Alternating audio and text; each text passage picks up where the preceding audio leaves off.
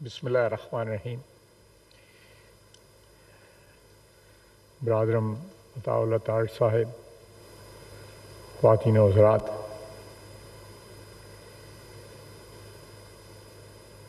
مہمانان گرامی،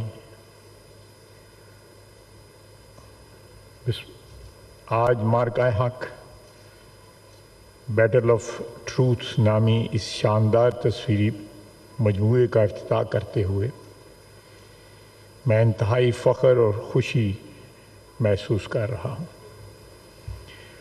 خواتین و حضرات، یہ کتاب محض چند اوراق کا مجموعہ نہیں بلکہ ہماری قوم کے عزم، لازوال قربانیوں اور فولادی حوصلے کی جیتی جاگتی داستان ہے۔ میں وزارت اطلاعات و نشریات اور ISPR کی اس کاوش کو دل کی گہرائیوں سے خراج تحسین پیش کرتا ہوں، جنہوں نے بھارت کی پاکستان دشمنی اور پاکستان کے عزم و استقلال کی اس داستان کو تصویری اور تحریری شکل دی۔ تاریخ اس بات کی شاہد ہے کہ پاکستان نے ہمیشہ دنیا میں امن اور استحکام کی کاوشوں میں اہم کردار ادا کیا، تاکہ خطے میں موجود تمام ممالک معاشی ترقی اور عوامی فلاح کے راہ پر گامزن رہ سکیں۔ میں یہاں پہ بتاتا چلوں کہ دنیا میں پیس مشنز جو جاتے ہیں اقوام متحدہ کے طرف سے، کئی سال پاکستان اس میں نمبر 1 رہا ہے، اور آج بھی پاکستان سب سے بڑے جو کنٹریبیوٹر ہیں پیس مشنز میں، پاکستان اس میں شامل ہے۔ تو یہ پاکستان کی امن پسندی کا ایک بین ثبوت ہے۔ بدقسمتی سے ہمیں ایک ایسے ہمسائے سے واسطہ پڑا ہے کہ جس نے آزادی سے پہلے اور نہ آزادی کے بعد پاکستان کی خود مختاری اور انفرادی وجود کو ذہنی طور پہ قبول کیا۔ ہندوستان کی ہندتوا سامراجی ذہنیت اس خطے کے امن اور ترقی میں سب سے بڑی رکاوٹ ہے۔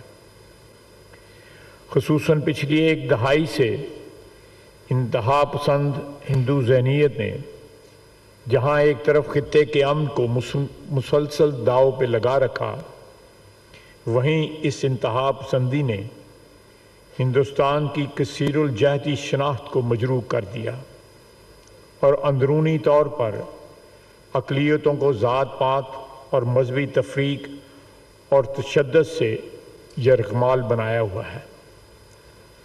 79 سال کی تاریخ اس بات کی گواہ ہے کہ تمام پاک بھارت جنگیں پاکستان پر مسلط کی گئیں۔ ہندوستان کی سامراجی ذہنیت سے نہ تو خطے کا کوئی ملک محفوظ ہے اور نہ اس کی اپنی عوام۔ 1948 سے لے کر 1999 تک جنگی محاذ پر بارہا شکست کے بعد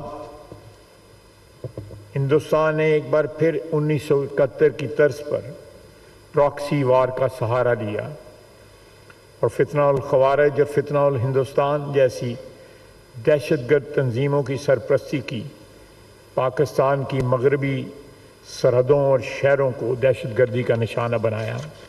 کشمیریوں کے حق ارادیت کے مسلسل انکار اور اندرونی مذہبی تعصب کے خلاف مداوع کرنے کی بجائے ہندوستان ان اندرونی خلفشار کو دبانے کے لیے سرحدوں پر جنگ کا ماحول گرم کر دیتا ہے۔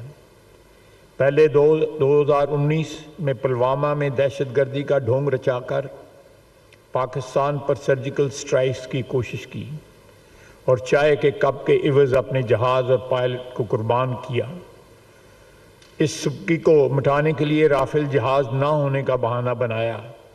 پاک افواج کے دندان شکن جواب کا کوئی مقابلہ تو نہیں تھا، مگر کہیں بھارت کو یہ گمان ہوا کہ پاکستان کی عوام اور پاکستان کی افواج کے درمیان 5th جنریشن وارفیئر کا سہارا لیتے ہوئے تقسیم پیدا کی جا سکتی ہے اور پاکستان کو کمزور خدا نخواستہ کیا جا سکتا ہے۔ وہ نہیں جانتے کہ دنیا کی کوئی سازش اور کسی قسم کا انتشار عوام اور پاک فوج کی انمٹ محبت کے درمیان نہیں آ سکتے۔ اپنی عیاری اور مکاری کی کامیابی کی خوش فہمی میں اور پھر اس گھسے پٹے دہشت گردی کے ڈرامہ کو پہلگام میں رچایا گیا، بین الاقوامی سطح پر پاکستان پر الزام دھرنے کی کوشش کی گئی اور جارحانہ عزائم کا برملا اظہار کیا گیا۔ پاکستان کی مدبر قومی قیادت نے ہندوستان سے ان دہشت گردی کے الزامات کا ثبوت مانگا اور شفاف تحقیقات میں تعاون کی یقین دہانی کرائی، اور ساتھ ہی برملا اور واشگاف الفاظ میں ہندوستان پہ واضح کر دیا کہ پاکستان کی سالمیت اور خود مختاری کے خلاف کسی بھی عمل کا بھرپور جواب دیا جائے گا۔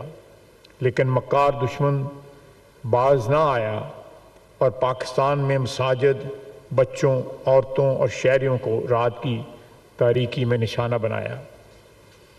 دشمن کی مکروہ جارحیت آپریشن سندور کے جواب میں دشمن کی امید کے عین برعکس پاکستان کے عوام ہر سیاسی، مذہبی، لسانی اور علاقائی تفریق سے بالاتر ہو کر اپنی افواج کے شیوی اور ملک کے دفاع میں ایک ایسی سیسا پلائی ہوئی دیوار بنیان المرصوص بن گئی جس نے دشمن کے زہریلے عزائم خاک میں ملا دیے، اور پاکستان کی عوام نے اس والہانہ جذبہ اور محبت میں پاک فوج کو وہ قوت بخشی جس نے دشمن کو رہتی دنیا تک یاد رہنے والا سبق سکھایا۔